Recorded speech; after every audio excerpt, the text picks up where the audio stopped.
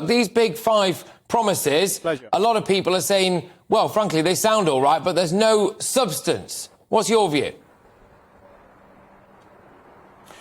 I don't agree with that at all. I think it's refreshing to have specific targets around things. Halving inflation by at the end of this year, getting the economy growing again by the end of this year, reducing debt as a percentage of the economy within 5 years. All these things are really important. The NHS, of course, making sure we can get people into A&E and back out again, all those things. And really importantly, stopping those small boats from coming across the channel. So I think these are all tangible measures. And to me, they do meet the priorities of most of the people I speak to in my constituency and in my job as Minister for Small Business. Well, absolutely. There's no doubt about it that these are the nation's priorities, but it's a question of trust and delivery. And when it comes to the small boats, Kevin, people are sick and tired of this rhetoric. They just don't believe he'll do anything about it. Why is he different now?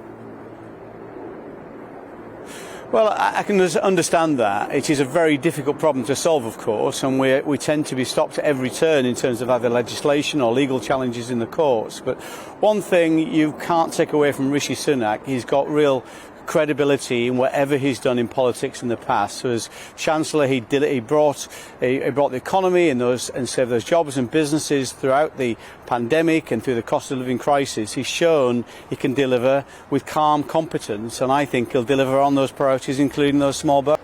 If we are still seeing small boats coming across the channel by the time the next election rolls around, has he lost the election?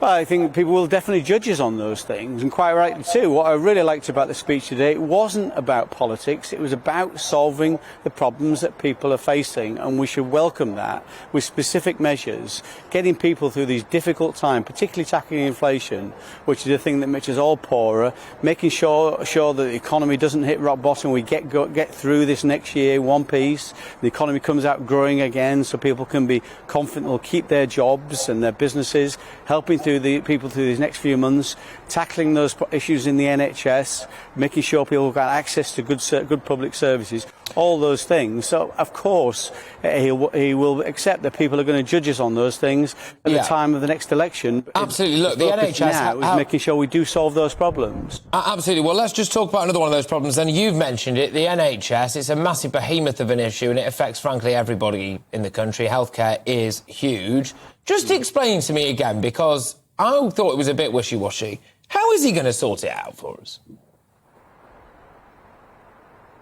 Well, I know one thing he's done is resourced it properly. I mean, I think we fund the NHS on a per capita basis. Now the third highest fund of the health systems in Europe. So it's got the resources it needs. Clearly, there are some other problems we've got to solve right now, not least the flu outbreak we've seen, and still the hangover from the COVID crisis and the waiting list problems we have. But he's set out measures where he wants to be seen to be judged against those in terms of no people waiting for more than 18 months by April of this year, and reducing waiting lists overall by the end of by 2024. So there's some specific measures that he's put in place, but not least putting the extra funding in it needs. Look, absolutely. And Kevin, as you're well aware, and no doubt Rishi Sunak's advisors will be well aware, it was a very well-worded speech in a lot of sense, because it's difficult to hold him to account, frankly, because a lot of it, you'll have to wait and see whether or not it comes off. And there were some relatively vague elements to it. But one thing that wasn't vague is him as a person and his delivery.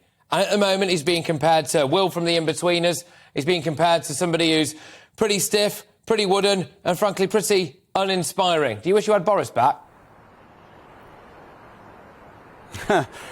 Listen, I think Rishi is the right person to lead this country now. I know him personally. I've seen him in his constituency. He's a neighbouring constituency MP to me.